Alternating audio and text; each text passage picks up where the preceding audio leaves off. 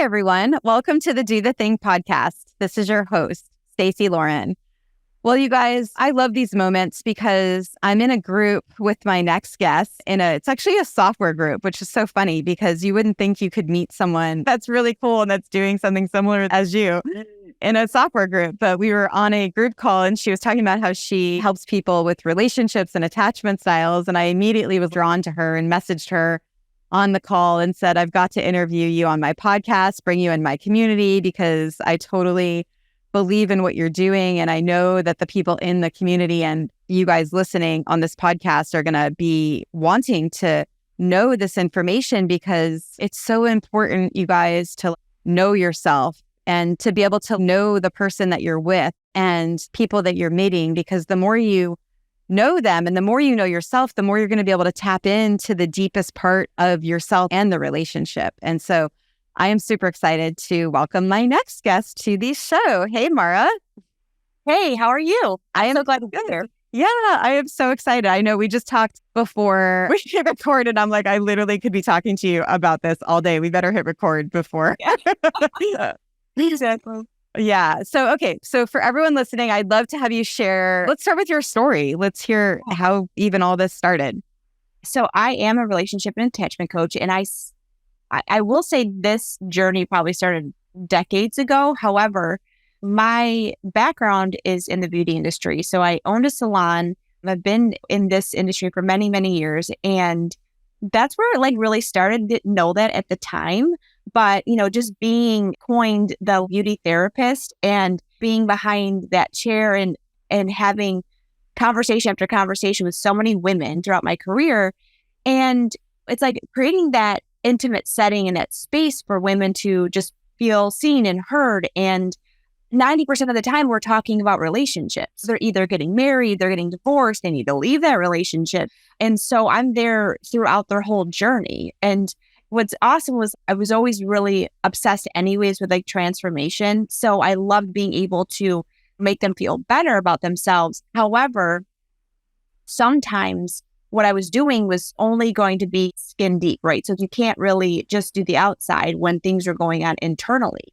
And so that's going to require a different set of skills, right? So when I was also going through my own relationship journey, if you will, and I felt like at the time I had my business, I loved it, was successful in that, but then it was like relationships just seemed like this puzzle to me. And so it was kind of like a up and down roller coaster. So when I started really diving into why people do what they do, why is this happening? I was just so intrigued because I was like, what is going on? There's got to be another way. But I had no idea. I didn't have the skills, right, at that time in my life. I didn't have the awareness and I didn't know my part in it, right? And thought it was like the other person always. So going through that journey, once I became aware of what attachment theory is and what attachment styles were, I was like, oh my God, I feel so seen. And I'm not crazy. I really this is something that is very valuable. And now I can understand why things are happening the way that they are. And it was very empowering to understand that I have learned these types of patterns and then I can actually unlearn them and create something new, which I didn't think was possible. I just kind of thought, well, this is just the way that I am, or it's always going to be like this. Or relationships maybe just aren't for me, so let me just avoid them completely. Mm-hmm. But going through this journey was really eye-opening and realized that a lot of women were struggling with the same thing that I was. So that's where I decided to work with women on a deeper level so that the transformation isn't just externally, it's also internally. So that's what I'm doing now these days. It's so amazing to me. And I love that you use the word obsessed, because I feel like when you are struggling with something and then you figure out how to tap into that struggle and come on the other side of it, it's like an obsession then where you feel like you want to help everyone because you're like, wait, why are you guys struggling? I have the secret. I've already been through it. I love that you use that word. I don't think a lot of people use that word. And I feel that way where it's like you have that conviction in what you're doing. How do you think that came to be? Because I feel like a lot of people, they feel that, but then they won't come on the other side and be able to share it. Right. for me, I think when I was going through it, right, it's sometimes when we're in pain, if we're in that pain, it's so hard for us to believe even that there's something else on the other side of that. We can actually tap into something else. And so I feel like for me, as I was slowly chipping away at some of these patterns or shifting things, it became more and more apparent to other people as well, too. Like they can see that transformation, they can see those changes.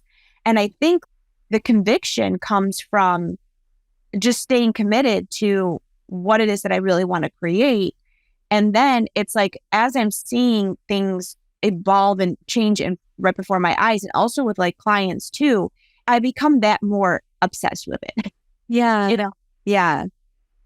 So it's funny, but every time I'm doing a challenge, it's like everything opens up around that challenge. I mentioned before, I'm doing the Find Your Voice challenge right now, where it's like literally helping people tap into finding their voice. And it sounds like that's what you did, right? And I'm just wondering, because there's still something that holds people back from being able to open up in that way. And I'm just curious how you were able to really do that. And did you ever have that experience where you were hiding before? Like there was this release because you learned this thing? Yeah, because I feel like when this is going back many years ago, but at the time, I remember I just opened my salon, and I think I had no idea what that was going to be like owning a business, right? And just the stress and all the things that just started coming with it, which I actually felt like I probably wasn't the most secure at that time because it was like early 20s, and you know what I mean? Just was like, oh my gosh, this is a lot of undertaking. There's so many things to learn. So when I was doing that, I think that was when I started really getting stressed out to the point that I had an eating disorder. I think it was just like the control. I just didn't feel safe. I didn't know what was going on. I really didn't know. And at that time, I couldn't find help. I know it sounds crazy, but like I couldn't find help. I was like, trying to find the help. I was like, I don't know. This is not right. That's all I knew. And I was trying to find a therapist at the time, nothing. And someone that specialized obviously in this specific thing, because I was like, oh my gosh, this is really creating some kind of havoc in my life. And so then I remember I drove a couple of times out, hour and a half to meet with this person, and it was just not the right fit at all. And I was like, this can't be this hard. Now, this was before internet and all the things, right? So it wasn't easy and accessible. Now it's like you want to work on something, you can just go to Google, right? Or you can find free resources. So I think at that point, I just kept seeking. And I was like, I'm going to have to figure this out. And I think it was like reading books, and I was getting involved at that time. I was involved in this church, anything that was community. But often, I think at that point, I was isolating myself too. Isolating myself from relationships, isolating myself from people that knew me because I didn't want to dare tell them. But it was easier for me to go to complete strangers. So that's where I was seeking that type of support. And I'm glad that I did, because I feel like it helped me I wasn't comfortable sharing what was going on with me with close people for a while. Yeah, I feel that. I did that too with Do the Thing, where I kept everything in my private Facebook group, but nothing was on my personal profile, and nothing out in the public, definitely not on LinkedIn. And everything was in this group of just people that I just met and got inspired to do it. And so, yeah, I think there is something powerful about almost when you're wanting to go into this new expansion, right? It's like you want to almost be able to really tap into who you are. And it's easier to do that sometimes when you're able to do without all the other noise around you. What? Oh, absolutely. Right. Because it's like, you're not really sure. There's a fear too of being judged. There's a fear of, oh my gosh, like if I tell people, I don't want to be like a burden. And there's like all these things, I can figure this out on my own. And so it does create a little bit of like that isolation. But that was like what became apparent, right? That I just felt like so disconnected from myself, really, and didn't have the type of trust. And it was very hard on myself too. So it was trying to strive and have all these things, everything put together and making it. But then that was just crumbling my insides. And then I just felt like, okay, I am missing something here. And that's where that journey of self-discovery started for me, to really see, wow, I didn't realize that I had this view of myself, right? And if I didn't really care or love myself in that way, and I was very hard on myself, it's like, okay, now I can kind of see why X, Y, and Z is showing up in my life. So yeah. So if someone's listening and they're wanting to write that book, they're wanting to start that business, they're wanting to start the podcast, whatever it is that want is, and I'll get to the relationship next, but I feel like right now I'm in this part of the do the thing story where you're literally kind of coming into your own. What do you think will help them just get out of their own way and be able to actually do the thing that they want? Well, I feel like what shuts us down sometimes is it seems so big in our mind, right? And like we have to have all these things in place beforehand. But like you said, let's say, for example, if it's like you want to start a business, yes, if you're thinking of like 5 years down the road or what it looks like, it's like, oh my gosh, I don't know where to start. However, it's like, then just start with something like, what is it that you really like to do? It's those little steps. And if there's someone that you actually trust, then it's like talking to people. Because I feel like sometimes if we talk to the wrong people, they might think you're crazy, because their fear now is getting put onto you. So it's having that person that's like, hey, this is what I really am thinking about doing. And have someone that's like on your team, because now they're going to be like, oh, wow, that's awesome. You should totally do that. I could see that, or whatever. And I think we can't escape the fear, because no matter what, it's always going to be there. It's just when we start to get more into action, we just kind of, you get used to it. You get stronger so that the next thing isn't maybe as difficult. But that's where the confidence grows so that you can continue on. I think sometimes we think I'm not very confident, but you're not going to just appear confident. Like one day we wake up and we're confident. It's taking those really small actions and celebrating that. Like, oh my God, today I researched for 15 minutes all about blank, how to start a podcast, or I reached out to someone and talked to them. And it's like those little things or those little stepping stones. I realized for me, that's kind of how I would think. I would be like, oh my gosh, and think, but I guess I have to do all these things at one time. And I don't recommend that. Yeah. It makes me think of the group that we're in. Jenna talks about celebrating the action and not the result. I know I am initially connected to that because back in the old days, I did sales, and I would actually not focus on the amount of sales I got. It was door to door when I was in college and a lot of other stuff since then. But I'd always focus on the door that I knocked on, whether they said yes or no, because that was a numbers thing. But yeah, that whole idea of celebrating the action and not the result, that's so powerful, because I think so many times we don't. And then we don't even realize how much growth we're having just through the actions that we're doing. Yeah. Oh, yeah, absolutely. I remember when I was terrified just to even come on camera. And I was like, oh my God, what do I say? I don't know. It was all these things. Yeah. And I just remember my friend was like, just do it. And so at that time, when I first started coaching, I had a business partner and we were in a different niche. But he's like, we're going on together. He just hit record. And it was so funny because that's what I mean. Like sometimes you need that. You need that person who believes in you, maybe more than you believe in yourself at that moment, but can kind of push you along a little bit to just get the ball rolling. And I'm so grateful that he did that. Oh my gosh. I love that you just said that. I think that's where I'm going. I never have been this, I don't want to say annoying. Maybe I have. I was like this with the podcast challenge. And I was knocking people over the head like, you have to start a podcast. It's the coolest thing ever.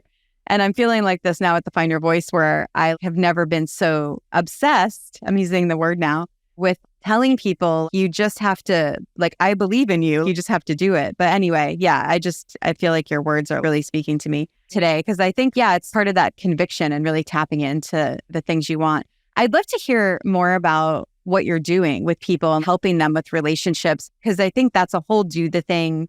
So we went through your do the thing journey with how you kind of tapped into this, and now you had to realize that you got out of your own way and now you did that. But now you're helping people do the thing with relationships, which is key, because yeah, you could be married 40 years and you could be not happy, and that's not good.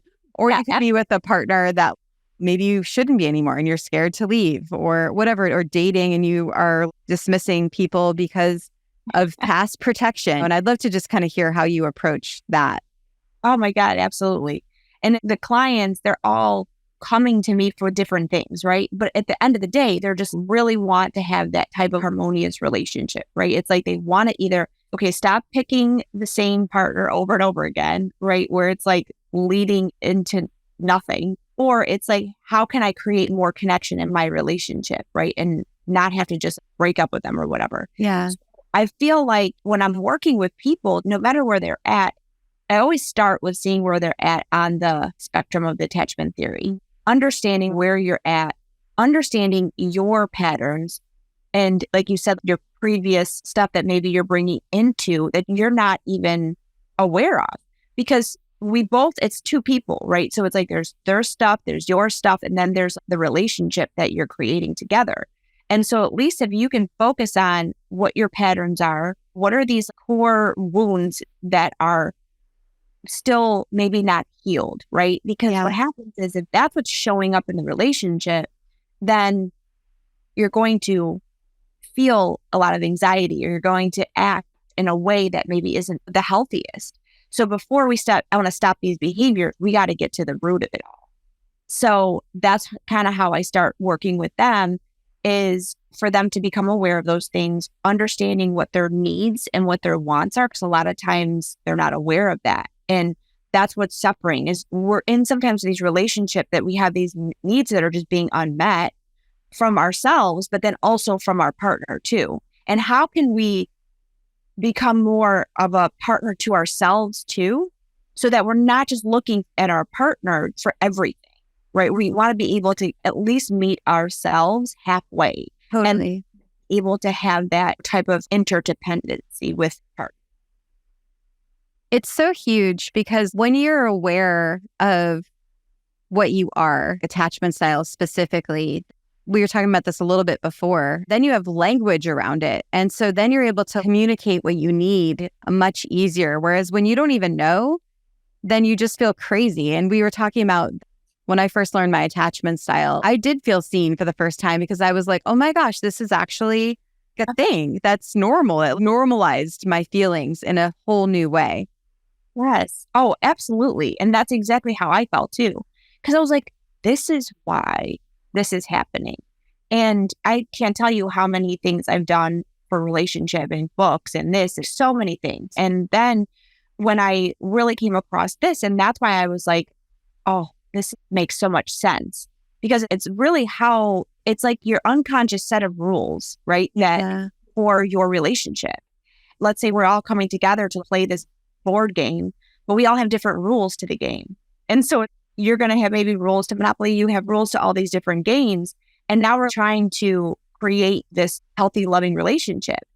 But oftentimes we're not aware of that. And what's going on externally, if your partner keeps triggering you, we're like, oh my God, my partner, we're always focused externally on the person, their fault.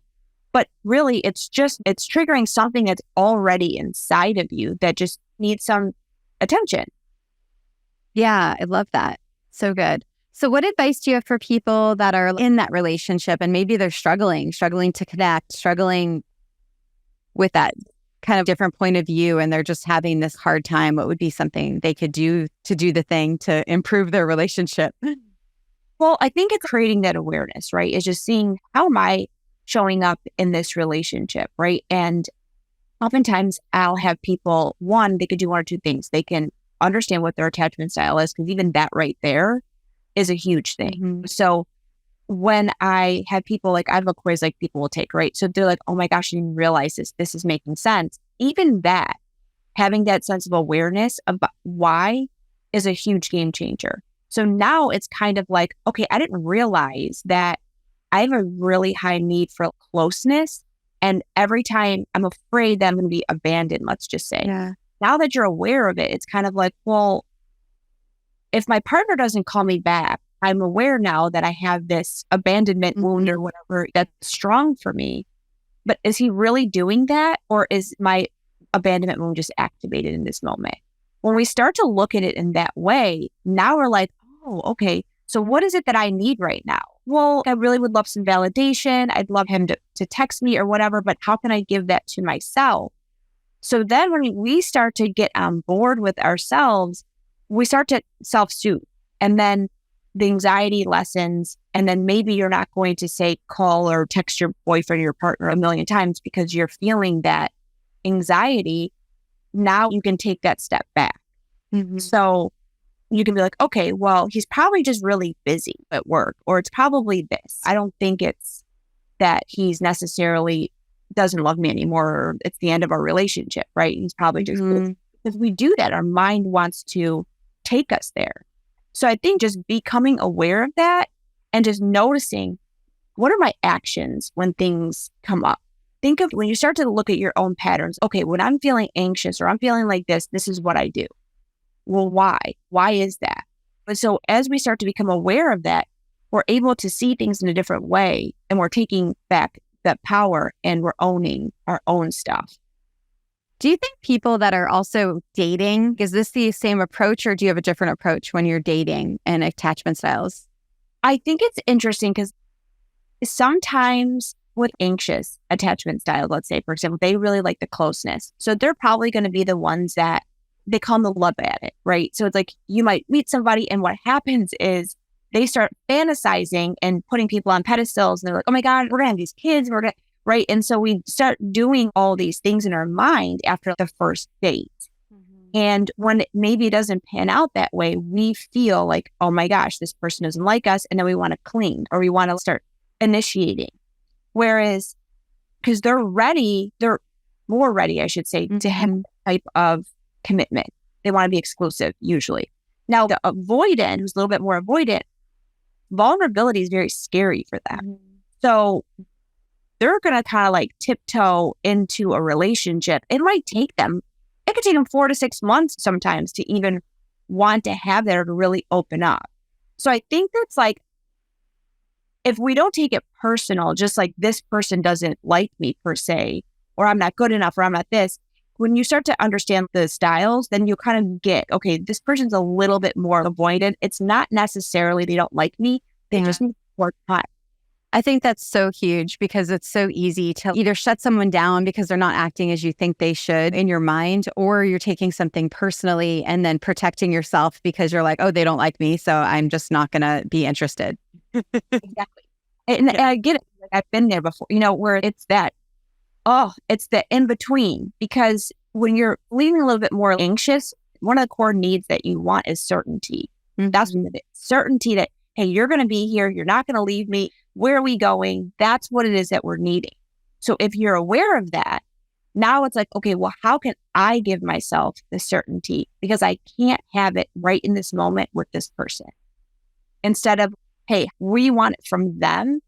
Now we're always on their timeline, if that makes sense, Totally. And so we're like, okay, how can I create this certainty within? Okay, well, and then whatever that looks like. So that's where, if you're leaning a little bit more that way. Now with fearful avoidance, they're both. They are anxious and avoidant. So that's like the hot and cold, where they're very much like, oh, just kidding. Close to them, right? Getting close to them, and all of a sudden, because they want that, but then they fear it the same way. And now they're like, ghost them. And then what just happened here? Yeah. So again, it's like understanding, okay, this person very much seems to be like X, Y, and Z. But the more you become aware of these types of characteristics and traits, you can spot it a little bit easier. The main thing is you're not taking it so personally, right? And then you can kind of, if you are a little bit more, say, anxious or a little bit more on the fearful avoidance side, it's like learning how to create boundaries and setting those boundaries as you go too, so that you're not just away. You're speaking to something really powerful that I noticed when I was running the dating challenges. Was so many people get sucked dry because this happens, right? Where they get ghosted or all these different things that go on, not texted. And then it builds up. And then eventually you either shut down completely, or no one's a match for you because everyone you see is doing that. And you're just constantly having this wall up.